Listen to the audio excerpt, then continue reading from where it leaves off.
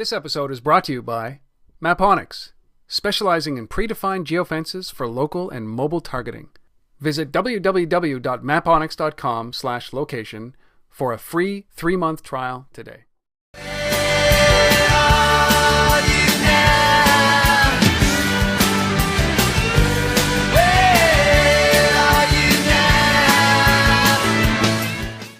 It is time for This Week in Location-Based Marketing. This is episode number 59. We're recording this live, January 8th, 2012.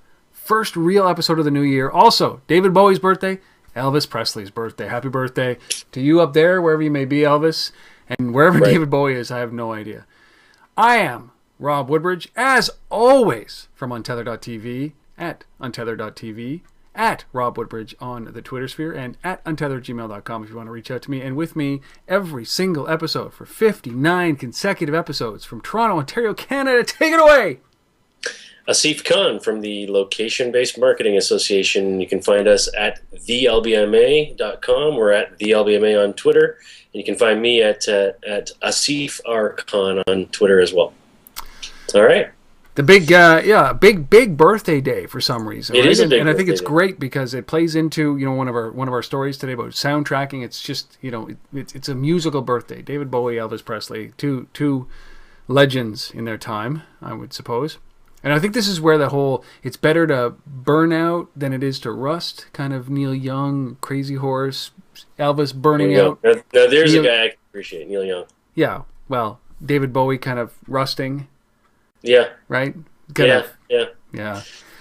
Well, I don't even know how we got down that path, but so this is our first real show, first show of 2012, and I think that if you missed our preview, our review show, and our forecast show, go check it out. It was the previous episode, number 58, where we kind of got into a lot of details. The challenge with doing a show like that, Asif, and I know you felt this, and I did too, is that there was just so much to jam into such a little amount of time. I mean, we did it in an hour, but we probably could have spent, we could have done this in a 9-part series and spent all year talking about what the year was like in 2011 for this business. And it was just an incredible year. Yeah, I mean, there was so much. It was hard every week, as we put this show together, kind of whittle it down. I mean, there's so much activity in the space, from news and new apps and services, to deals and acquisitions and funding, and it was a lot. And I expect it's not going to slow down. We're going to see equal activity this year, if not more. And and it all starts now. We got some good stories to talk about today as well. That's right. It's a light schedule, I would say, simply because we're at the first week of the year, but certainly good. 4 great stories, a couple of Canadian stories in there as well. One on the main stories, one as an acquisition. We've also got some. I think that there's a couple of topics in here that we're going to get into a little bit of a debate. Certainly, our product of the week is Maponics, and we've got a number of funding announcements and a funding announcement, a couple of acquisition announcements, and a great resource if you like infographics. All that is coming up in this episode, if you can believe. We're going to cruise through this, I think. Keep it down to a dull, 90 minutes, 120 minutes. We'll get you there. Yeah. I feel bad because if your commute is longer than the podcast on Monday morning, you're kind of left with dead space. So that's why I really I think we should lengthen this for our California, our West Coast guys who are in the car driving or on the train for 2 or 3 hours a day. So we could do a 6-hour podcast for you. Pretty sure. Let us know if you like that idea. Yeah, absolutely. We'll have to put together a full day episode one of these times. Full day episode. Full day. Yeah. It'll be like the Vergecast or Twit on Sunday nights. It'll be that long, the penultimate show. Well, why don't we dive into this? Happy New Year, everybody! We're really glad to be back for this our first episode of 2012. Looking forward to a great year. If you've got any stories, you let us know. We'd love to hear from you. Untethered@gmail.com or Asif at the LBMA. And let's roll into our first of 4 stories today. And you know what? You wouldn't have known that we are actually in 2012 by using this app, which is a pretty cool app, and going to the trending page of this app, and you were going to get Oh, now of course it's gone. You're gonna get. Oh yeah, here it is. You're gonna get guys like this. We're gonna probably get bumped off. You're gonna get. This is the Eagles. How long is trending on this app called Sound Tracking? Just shows you what the age is of people using the iPhone, right? I like Desperado though. Desperado by Linda Ronstadt, that was up there as well, and of course David Bowie was also trending. And I tried to get them to, pump it through full of Springsteen. So at least when we were having this conversation, Springsteen was trending, but it didn't happen. I think I'm the only one listening to him right at this very moment. So first story is Schematic Labs launches the soundtrack. It's a little old. This is from a December app, but this is a pretty cool app. Yeah, so again, company's called Schematic Labs. The app's called Sound Tracking. Download it. It is really cool app. And this is all about sharing music, but not just sharing music with people that you care about, but conveying stories about how you feel about that music when you share it. So, tagging it with location, attaching photos, and comments around it. And I really like this. I mean, it's funny that, to Rob's point there, like, you go and you check the trending stuff and you see all these tunes from the 70s and 60s and whatnot. And I made a joke offline just before we started here that maybe this is where Glee goes to get all of its inspiration for its new shows. But yeah. Well, and if you're in Canada, it's the TELUS commercials, right? Because that's where they seem to get them. Who's this Lady Gaga chick, though? Yeah. Can you imagine? Well, I don't know. She's always in some weird costume. You can't really tell who's really there. But anyways, so it's a social music sharing app with a location element to it in terms of telling stories. How can this be trending? There you go. So it's a whole bunch of old geezers like me listening to their music and pushing it out through this Twitter thing, Right. Sorry, go on, Steve. Who the financial backers of the company are. Might be a bunch of retired musicians. That's exactly. It's all like Leonard Skinner, ZZ Top, the Rolling Stones. They all have bought into this so that they can at least be trending somewhere. Well, they see Ashton Kutcher and all these guys getting into funding, so they're like, okay, well, we got to step it up. Well, anyhow, I like it. Yeah, sorry. Let's go back to business. No, it's cool. It's cool. So sharing music, attaching, your thoughts and stories about them, connecting that to locations and maps. So kind of like Broadcaster in a sense, or from that perspective, you can kind of click on a map icon within the app, and then it'll show you, what people have posted from that location or in that area about what it is. And the interesting thing is there's kind of this neighborhood feeling to it. So, this particular city or this part of the city, likes this kind of music, and this part of the city over here likes a different kind of music, and it's kind of interesting. And they've got some interesting stats on that. About a million users already. On this, from what I understand.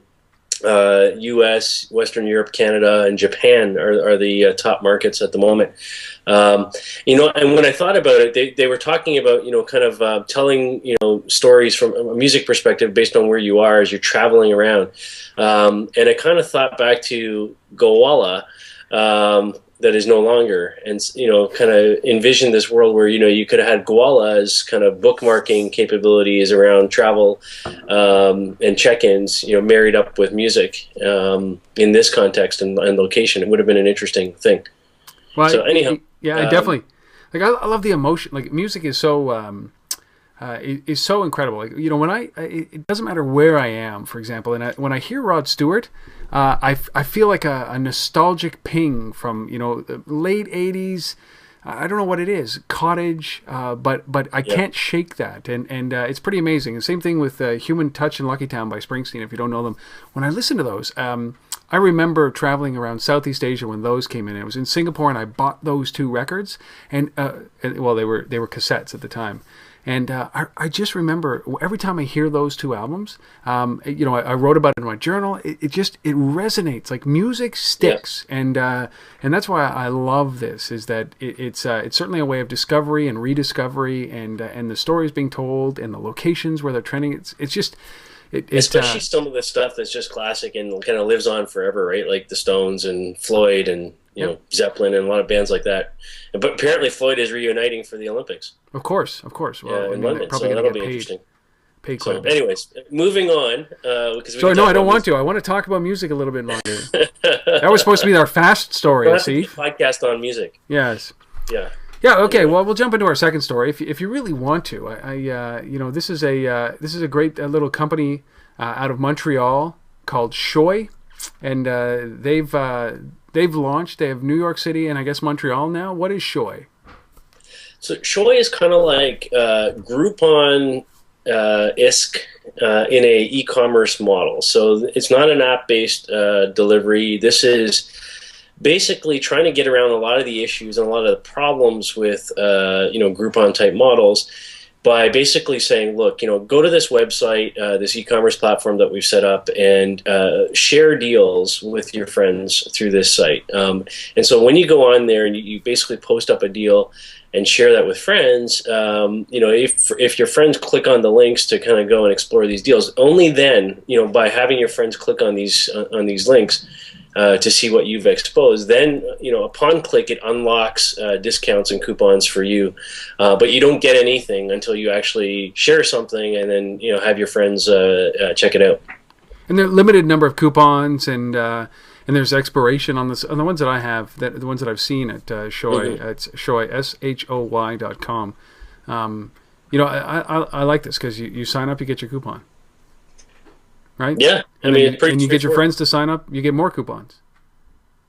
I like it. Yeah, it's it gets around a lot of the issues, and they go into a big description of it on their site, from a merchant perspective, saying, hey, you don't have to go and hire all these community managers and build up your Twitter following and community and whatever. You just need the consumers to basically what they're saying is just figure out what the deal is that you want to give away that's just going to be amazing and draw consumers in. Tell a few people about it, get people on the site to talk about it with their friends, and it all happens from there. Basically the users are your community manager, which is an interesting take on it. I like it. It is. And do they have an app? They do have an app as well, don't they? Like a location-based app? Yeah. Yeah. I didn't get to play around with it. I mean, the deals that are up there right now are really interesting. New York Kite Center for strap into snow kiting. I like that idea.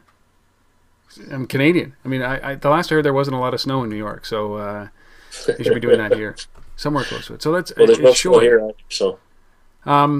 Shoy.com. It just, I mean, this is a pretty clear indication that, I'm going to be quite honest with you about this, is that we're kind of regressing back to the true essence of what a coupon actually is, right? So we kind of blew it up into a Groupon, a group buying thing, but now we're kind of pulling it back, at least Shoy is pulling it back to the bare facts of what a coupon is that, hey, listen, here's an enticement to come to our store, to the store, and we'll give you a discount.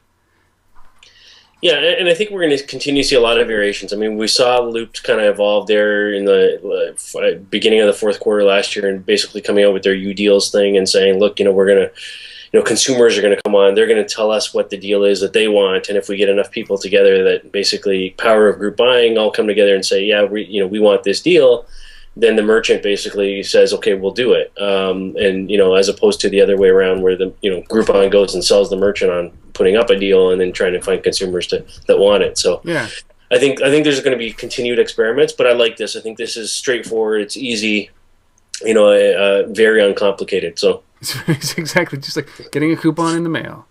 Yeah, exactly that way. Yeah. All right. Well, I mean, P&G still does it. They still have all their brand saver stuff. You got to sign up online if you want to get the stuff in the mail and everything. I mean, it's there.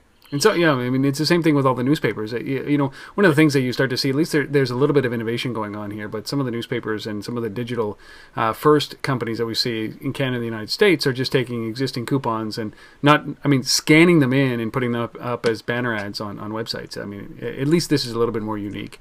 Shoy, Canadian company based out of Montreal. New York and Montreal, I think, is where they are accessing it, you're able to access it. Their deals there. Right. Shoy, SHOY.com. All right, third story. Interesting thing, if you're a football fan, if you're a bowl fan, that's what New Year's is. That's what the whole holidays is. It's not the World Junior Championship like it is in Canada. It is clearly around bowls. And Chick-Fil-A, obviously a big... it's so weird that Chick-Fil-A support... there's a Chick-Fil-A bowl. I'm Canadian. I mean, it's like having like a Kentucky Fried Chicken bowl. Is there one? I don't know about that, but I do like Chick-Fil-A. I mean, it's the chicken is good. Chick-Fil-A, and I frequent it. We do. Our family does an annual trip down to Myrtle Beach every summer, and when I'm down there, it's Chick-Fil-A is one of the things that we frequent. So anyhow. They did this thing. So the Chick-Fil-A, the bowl, Auburn beat Virginia 43-24. Obviously, it's a big deal. This was December 31st in Atlanta. And so what this is basically, look, they said, okay, we're going to try our own branded iPhone and Android app. So first of all, this is not we're using Foursquare, we're using anything. We're building our own branded app. So we'll start by saying that. Pretty multi-purpose app. I mean, you can basically, view places around the bowl, restaurants, places that you can, hotels and places you can stay. It's got attractions in the area, click-to-call features that basically let you, call right up to those places. It's got updated scores and stats and all that kind of stuff going on inside of the app. Live coverage being streamed in. I mean, everything basically that you could want to do with the bowl is there. What I like about it is that it's you've got all this other stuff, especially like the restaurants and the hotels and the other properties around. I mean, people are coming in from out of town to attend this game, and they're trying to find places. They're trying to connect. So from that perspective, I like it. What I don't like about it is that I think this could have easily been done with any of the multi-purpose, multi-venue, multi-retail services out there, from Scavenger to Foursquare, etc. So I'm not sure. I can't justify why you go and build a branded app for this. But anyhow, no. Here's my assessment: total freaking waste of money. Total and complete waste of money. I know that this is a trend that we're seeing where events are getting their own app, and we're seeing that everywhere. But you don't see like today.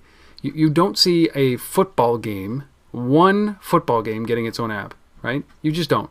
And right. For me, this was like, there are so many other ways, so many cheaper ways to create this same experience and leverage somebody else's audience rather than having somebody go download another app for something that is one day, and that this app was launched 21 days before that event, is dead the moment the event is over. And is now sitting there littering the app stores with a carcass of a product till next year. Yeah. I wonder how many people actually use this thing. I mean, there was no numbers in this release, but I can't imagine it was a big number, as opposed to tapping into Facebook or Foursquare or something that's got some user base to begin with. Easy enough to do take the dollars that you spent to build these apps and put them into a custom badge or something. With some other check into the game. Check into the game. Check into the game. You can feed a lot of this stuff in there. Maybe not the footage and things like that live necessarily, because of maybe there's some broadcasting rights issues and things like that. But 98% of what you're doing here could have been done in any of the other kind of multi-purpose apps. So, but good that good that they're trying to extend their sponsorship dollars and But Asif, even on that, they had banner ads in this. Mm-hmm. Like, come on, they did everything here that was like we're going to throw it all in there, and then on the front page, on every page of this application, I downloaded it, played with it, and every page in this application was like, follow us on Facebook, follow us on Twitter. It's like they're pulling people out of that experience once they get them in there. It's just it was so poorly executed, so poorly done. To contrast this, right? We on Thanksgiving we had the Macy's parade thing. Exactly. You know, they didn't Well do done. their own app. They basically used My City Lives, Yep. right, and said, okay, we're going to do a branded version of that, or push all of our content inside of My City Lives. And they had, find where where your float was, find this, all that. It was all in there. A ton of stuff in there with banners and other stuff going on, but they didn't go build their own app for it. No. So anyhow, Yeah, I mean, the biggest challenge of all this is that the experience is much greater than what this app does. So if you're trying to capture things like audio and video and photos from the event itself to create a user curated experience, there are apps out there that can do this for you. And Foursquare, here's one. Foursquare would be perfect for this. Gowalla, the original Gowalla would have been great for this, because you could have done a whole bunch of integrated. Anyway, I don't want to talk about Gowalla, but if you're listening from Chick-Fil-A, love your chicken. Hate your app. Sponsoring bowl games. Love the feature set in here. You didn't need to build your own app. Go take a look at My City Lives and Macy's Thanksgiving Day Parade as something for the future. Anyhow. Inspiration right there, but I don't know how much they paid on it. But whoever, I don't think it's even Chick-fil-A here that should be at fault here. It's the my big thing around this is are the companies that are selling this stuff, because they don't know what they're selling. And this is a clear indication that it's not so much about a Chick-fil-A. A Chick-fil-A will come to, say, an agency and say, listen, this is what we're thinking of, or have you got any great ideas? Sure. And that company who says, hey, I got one, I'm going to build you an app, that company is at complete fault here. If this thing's a failure, if it didn't work out, it's a terrible application. It's whoever built that. I'm not even going to mention them, but you can go to the App Store and search for them. It is their fault that this app got built. It is their fault. It's not Chick-fil-A. But listen, there are people out there selling snake oil when it comes to mobile, especially in this space, and they're trying to pull out as much cash from companies, just like the web days. Those are the guys that you got to avoid. Snake oil salesmen around this. And so I don't blame Chick-fil-A. I blame that company who said they had the expertise. They clearly did not. And if they spent any money on this, it's a waste of it. Anyway, Chick-fil-A. Wow. Don't worry. I think my rant is done. All right. But this is our industry. And when there are guys out there doing this... No, I'm with you. So Chick-fil-A, good attempt, terrible execution. Let's see that maybe next year the Chick-fil-A Bowl will have something a little bit better done. I think the game was good. Actually, it was a crushing game. All right, catch our breath, take a deep breath. Fourth story. Hey, who doesn't like a little bit of real-time, behind-the-scenes fashion streaming and the ability to buy on a mobile device? This is what Zegna did, right? This is they launched a mobile app for live streaming behind the scenes of their fashion shows, and boy, you can buy right from there. Yeah, it's kind of cool, actually. And it's not the first time. I know Boston, Hilfiger, and some of these guys have done some interesting things in their fashion shows. But I like this. This is Ermenegildo Zegna, which is an Italian label. And so basically, they've got these fashion shows going on, backstage, scenes and details of what's happening live, being streamed through this branded mobile app. Now, cool. Here's where I will say branded apps can work. When you're dealing with luxury goods, you're dealing with, things like that, there's a certain subset of the population that, can afford your products and deal with your brand. A branded app works because, your price point is such, your margin is such, it's somewhat justified, right? I think so. It's like giving away an iPad as a car, as your auto manual. Right? Yeah. Like at some point, there's a threshold where the $500 spend is not significant compared to the cost of the car. Right. Right. So anyhow, so this is an app that basically streams in the live fashion show to you. Obviously you can't get there. You're sitting in Toronto where we have once a year we have fashion, basically with the LG Fashion Week. But anyhow, you get to watch these fashion shows, and if you're a fan of that brand, you get all the backstage stuff and other interesting things. What's really cool about this is built-in mobile commerce piece, right? So you can basically purchase stuff that you're seeing on the show in this fashion show immediately, effectively right after the show as it's happened. I love that, which is kind of cool. The one thing that, maybe as a suggestion to these guys as a future, and kind of as I was reading this story and kind of thinking about it, I'm watching a live stream of this thing that's happening, which is really a live event, and less so, a television show. Mm-hmm. But no commentary, right? Yeah, I thought about things like Get Glue and Miso, and I think this idea of having people check into, watching this fashion event, even though it's being streamed in, is interesting, and maybe just another point of engagement just in terms of understanding where people are watching from a location perspective, and because I'm not sure, it wasn't clear to me that they were kind of pulling location data out of this. It was just kind of push instead of pull, right?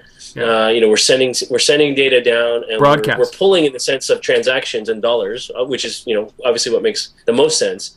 But they could also be pulling some data in terms of understanding, where's our audience? How many people are watching in Italy? How many people are watching in New York? How many people are watching in London and Paris and wherever else? But if these guys are like every other fashion designer, they don't sell retail. Right, so what they're doing is they sell through stores and partners, and I mean you get Boss from 40 different stores around or whatever it is, and I think that's the thing that it should be doing. So if I'm watching it, being streamed, and I'm in Ottawa or Toronto, they should be pointing me to that line or at Harry Rosen around the corner, right? Right, exactly. And if they're not doing that. Or enticing me to sign up for a mailing list or an SMS notification to let me know when it actually would arrive in my city or my country, or when I can actually get it shipped to me, or something like, to that extent. You're right. It's kind of it's old school broadcast, neat broadcast, but it's old school broadcast waiting for us to arrive and not enticing us enough. I think you're right. Well, it's kind of like you have this opportunity to have a two-way dialogue directly with the end consumer, effectively, right? But normally you don't sell to the end consumer except through e-commerce, right? Or in this context, anyways. So you do have all of these retailers that carry your product, and I think there's this opportunity to kind of expose them and push the consumer to the three chains, or the three locations around them that carry your brand, your label. Yeah.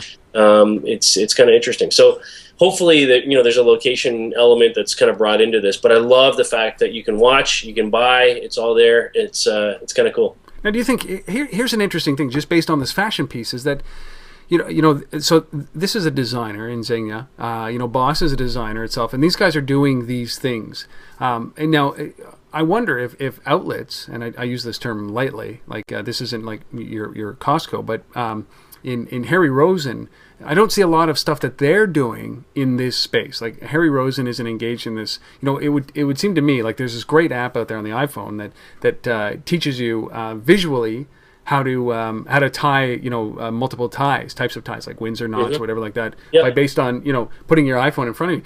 That would have been a natural extension for me for a Harry Rosen application that complements it. But do you think that these guys are it behooves them as designers to start creating this kind of interaction and driving people to the Harry Rosens or other outlets, or are we going to start to see Harry Rosen, because of their breadth of product, get into this based on location?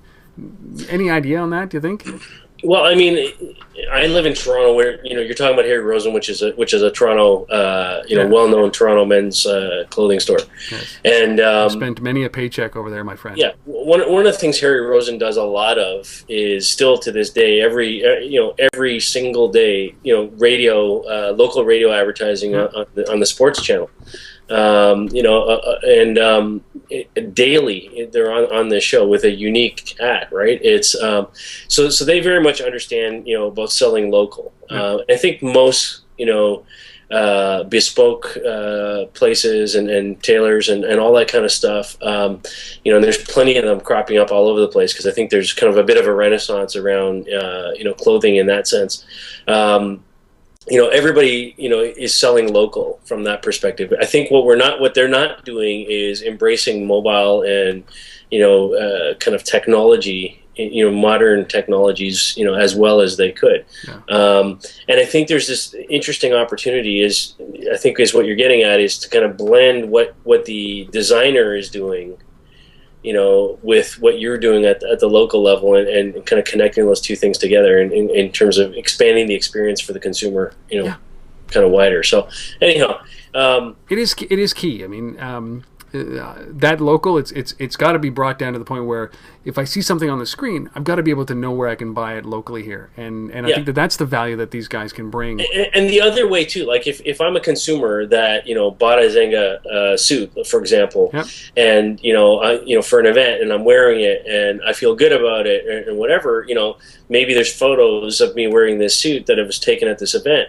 Where do those things live? Like, do they live on the website of the local store? To help promote? Does Zegna ever see that stuff? How are they collecting real life consumer basically wearing the stuff and combining it with other pieces and kind of creating their own looks and things like that. So I think there's got to be a bit of that kind of going back the other way, not just push again. Like there's got to be a two-way stream of content. What's even great is that I know that it's either Sports Center or TSN or something like that.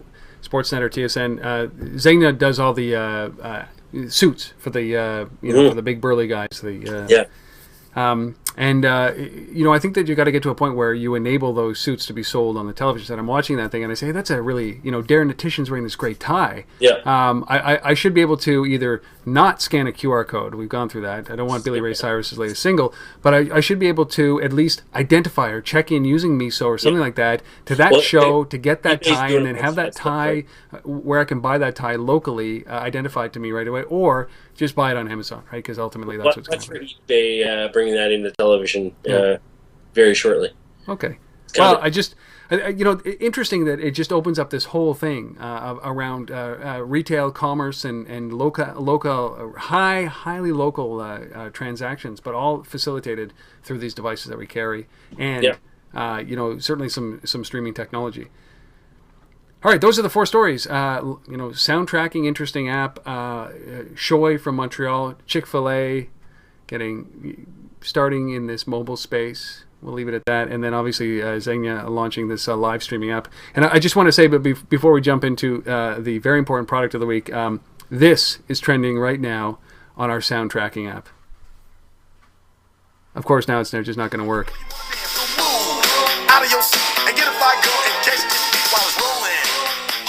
It's terrible. It's terrible. A whole bunch of old white guys now in control of the trending music in sound tracking. I love it. Anyway, all right, let's jump into our product of the week, Asif. Before I'm gonna find, as we're doing this, I'm gonna find a couple of more classics that are trending that I'll know. So, product of the week, Maponics, buddy, Maponics. Yeah, so I had the pleasure earlier this week of sitting down with Darrin Clement, who's the founder and CEO of Maponics. And first of all, we want, if you haven't already noticed at the start of the show, this podcast is now sponsored, and we want to thank Maponics for doing that. Our first sponsor.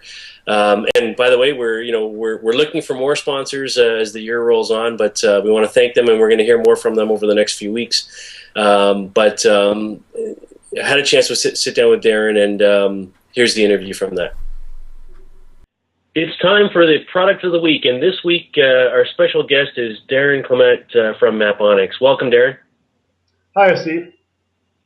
Glad to have you on the show, and as we like to do on this thing, let's start right off by having you tell us a little bit about who is Maponics, what are you guys all about, what do you do?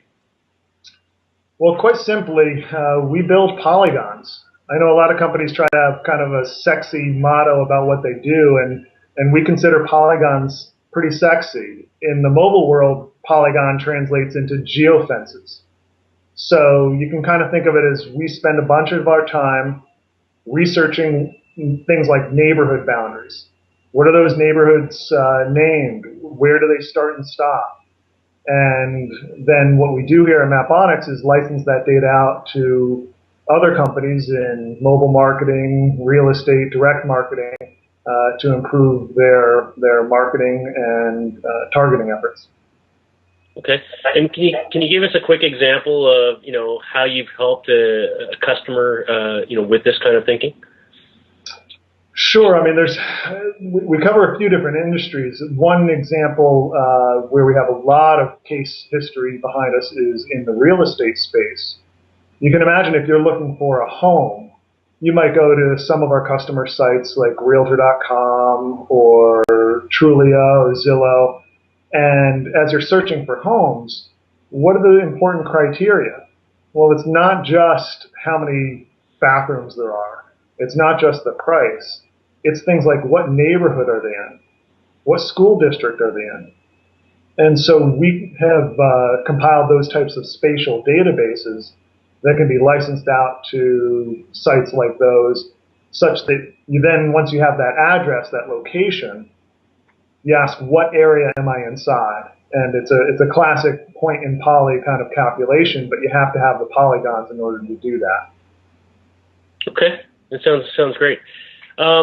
Shifting a little bit, I mean, let's talk about the history for a second of Maponics. I mean, what prompted you to build this company in the first place, and when did you launch it? And what was the gap or the hole, I guess, in the marketplace that you saw that said, we need to do Maponics? Well, I started the company 2001, so it's been about 10 years now. And our business model in the beginning was different. I'll very briefly tell you, all we were doing then was job shopping. It was, hey, companies out there, you need maps made, call Maponics, we'll make them for you. Right. We were successful, but it was very much being paid per hour kind of business. And where kind of the light bulb went off was, over time, we had started to compile various map databases. We were also getting questions from our customers around things like, yeah, I understand zip codes, but zip codes aren't useful to me. I really want to know the neighborhoods. I want to see those on a map. And we looked around and nobody had those. So that was probably the biggest light bulb moment for us. And we completely changed the company over, I guess now 4 or 5 years ago, to focus almost exclusively on compiling the polygon databases like neighborhood boundaries. Okay, fantastic. So let's jump forward now. I mean, it's been 10 years or so you've been in this business, building Maponics, very successful. You're in a number of different industries. But, it's a new world. As you mentioned, the mobile world calls what you're doing geofencing now. There's a lot of new players. There's a lot of different ways to skin the cat in today's terminology and mobile and location-based technologies, as obviously we see over at the LBMA. Tell us a little bit about kind of where you, from a Maponics perspective, see the future. What's coming, in 2012 and beyond. For this market and either where you're going from a product perspective, but where the industry is going as well. Sure, I'll try and kind of bridge both of those.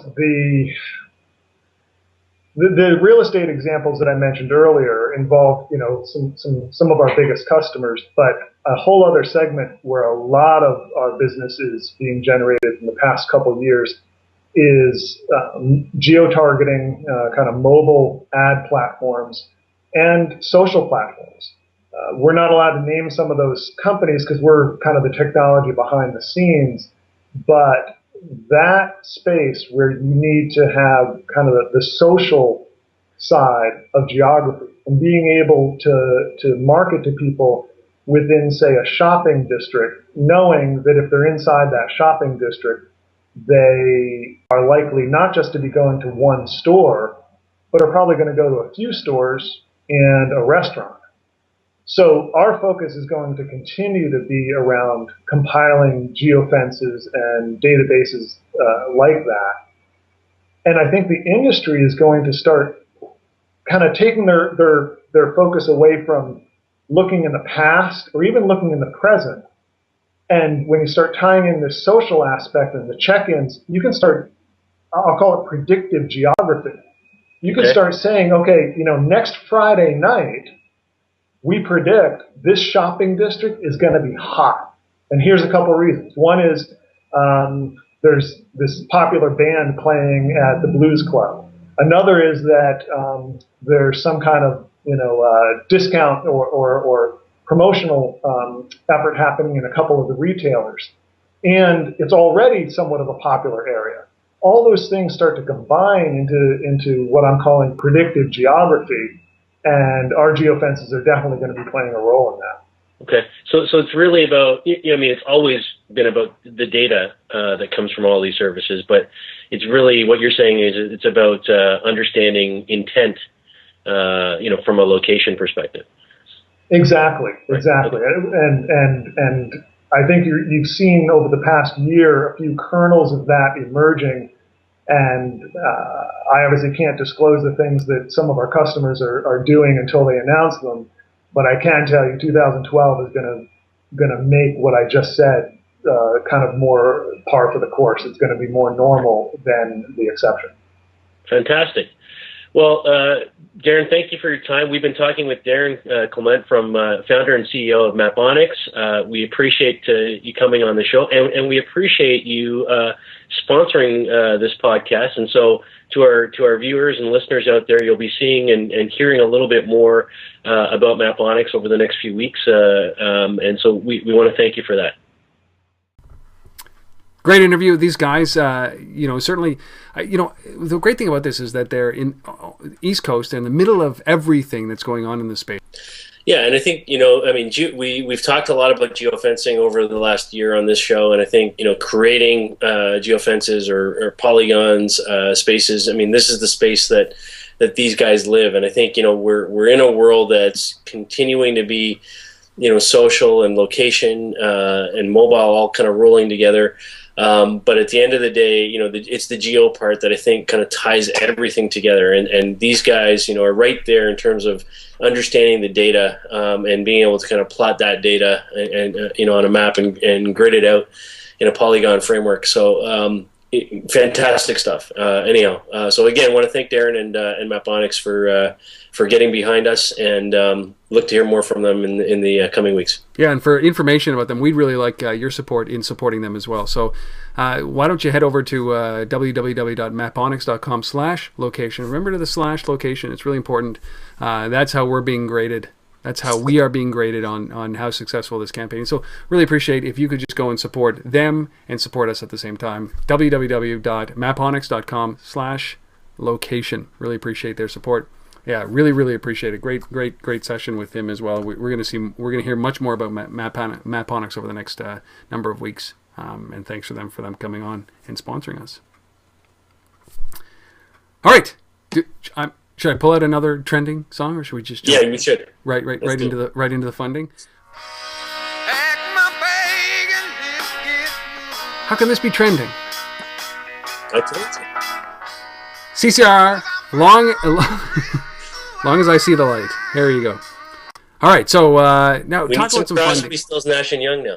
Wait, what's? Yeah, I'm going to find some of that. Don't worry. Okay, you handle the rest of it. I am completely lost for the rest of the episode diving into this because there's some Frank Sinatra. There's a little bit of Bob Dylan happening here. It's pretty incredible. Again, soundtracking. You're going to lose your day soundtracking. Okay, find me some Leonard Cohen. All right. Okay, Leonard Cohen. I'll start talking about funding. Anyhow, okay. First, jump into the funding. So the first story that we wanted to cover on this episode is Groupon apparently bought a company called OpenCal, which is a Canadian company out of Vancouver. So, yay Canada again. Yay Canada.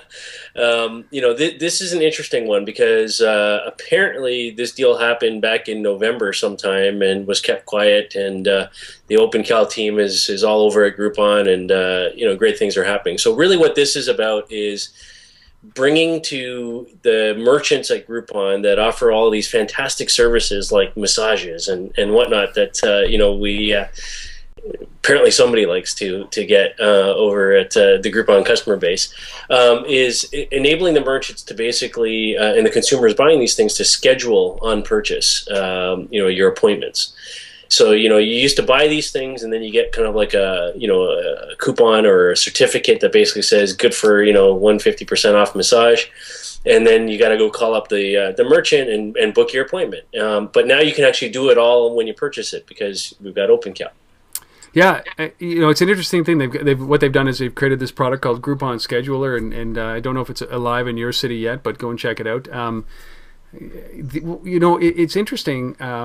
It's at groupon.com//scheduler, and what I found interesting about this is that not every one of these massage houses or small businesses are digitally inclined. So I think that this is a this leap is pretty monumental, and I don't know that this is, everybody's heralding this is great, but all the comments that I saw and all of these were other scheduling companies that are like, validation, we're going to get bought by Groupon, but this poses a lot of challenges, and I think this is the same thing that happened in the early days in the restaurant industry when it came to online scheduling in the restaurant industry, which was, okay, I've got my you can book an appointment up here or a reservation up online, but now how do I sync that to the paper book that is at the hostess desk at the front of the restaurant, right?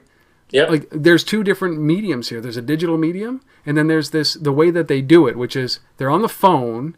Somebody is writing it down in a book, an appointment book, and that book is carried to the front of the restaurant to confirm it. So I think there's a big disconnect here, and it's not a matter of just, now this is the perfect solution. This isn't the perfect solution. This is just kind of throwing some technology at that small percentage of people that have their schedule linked up with the cloud to be able to communicate with this. So I when I read this, it's like maybe it makes sense. But boy, there's a long way to go before this is very effective. Yeah, I think it helps some businesses. I'll agree with you there. I think one of the trends that we're seeing with some of these deal services is providing the merchants with tablets that are integrated with their system. So instead of them having that paper book, they actually have a tablet that's always that's changing human behavior. Right? Sure, it is changing human behavior. But if I'm a small business and someone's going to hand me a tablet that says, here's another way to do it, and you're already on board using my services, okay, I'm at least more inclined than I agree. I was. It's right, like bribery. So, yeah, there you go. But I mean, it's an interesting buy.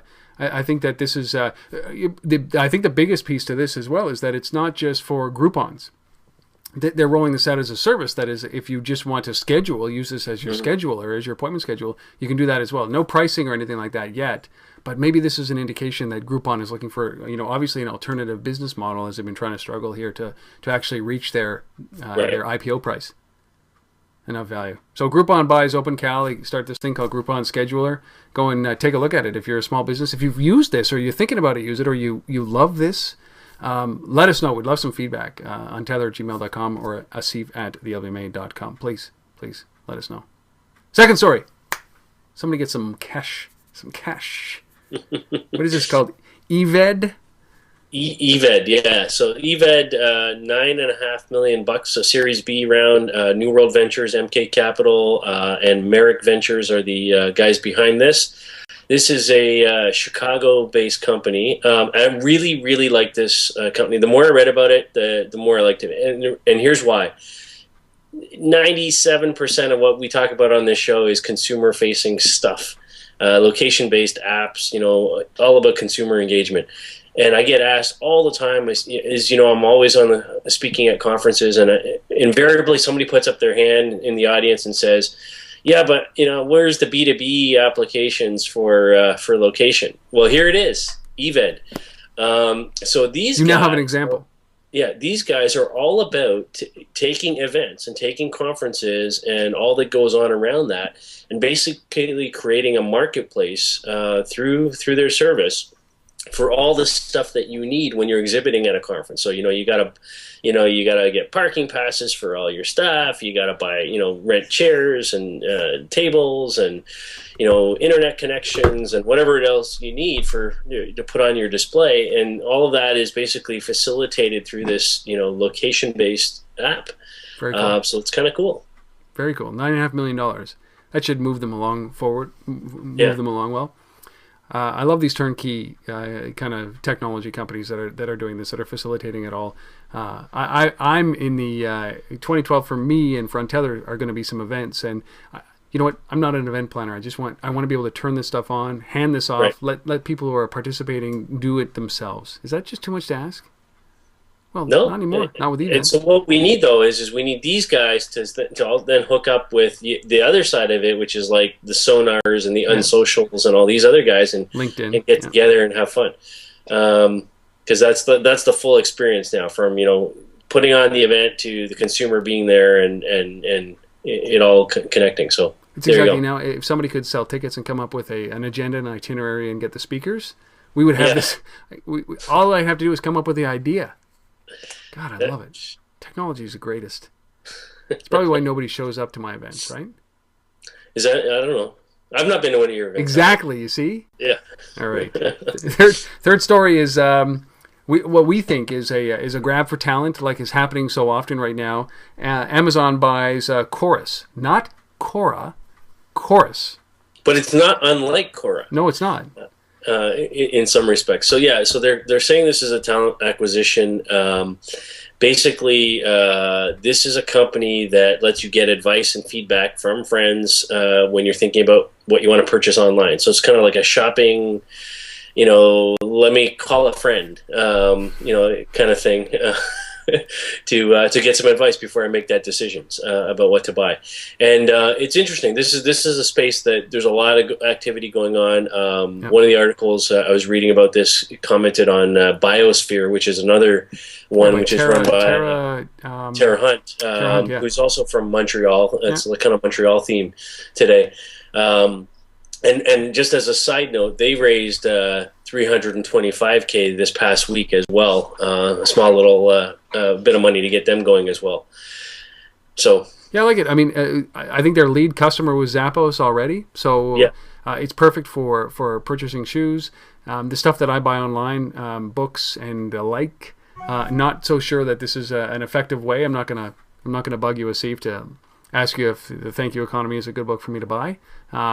But I like this, and I can see this translating so effectively in mobile.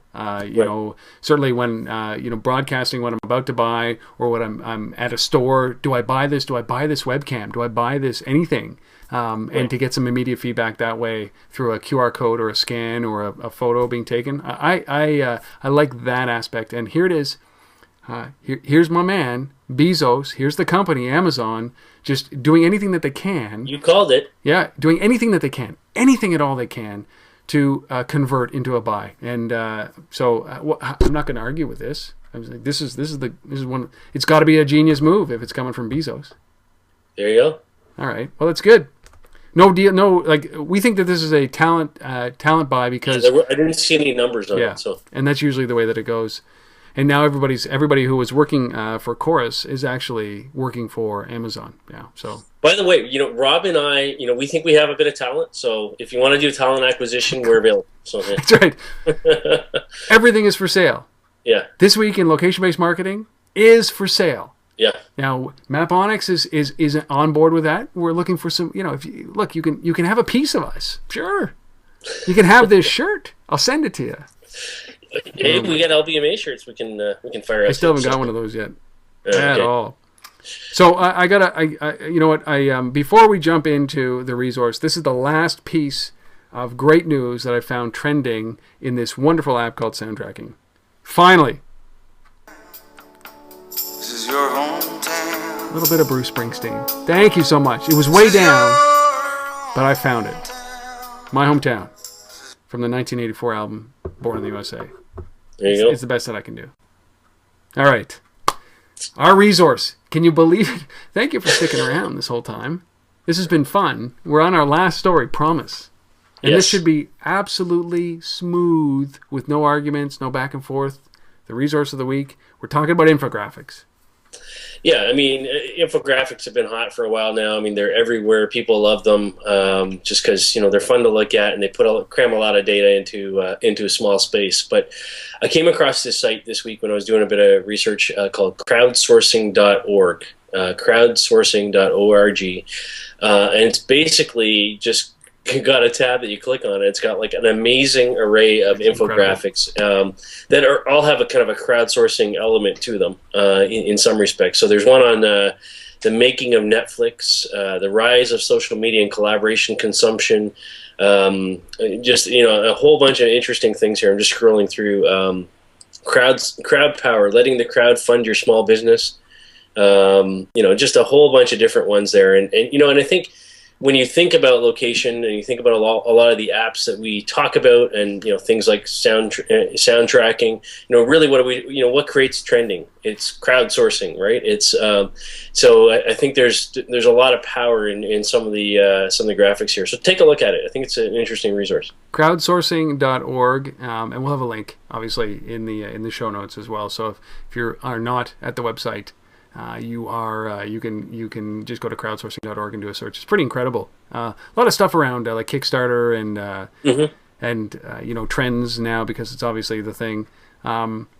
This has certainly taken on a life of its own. Infographics have just taken on an incredible amount of it's a huge place in everybody's blogs these days are around infographics, and they have even trending infographics.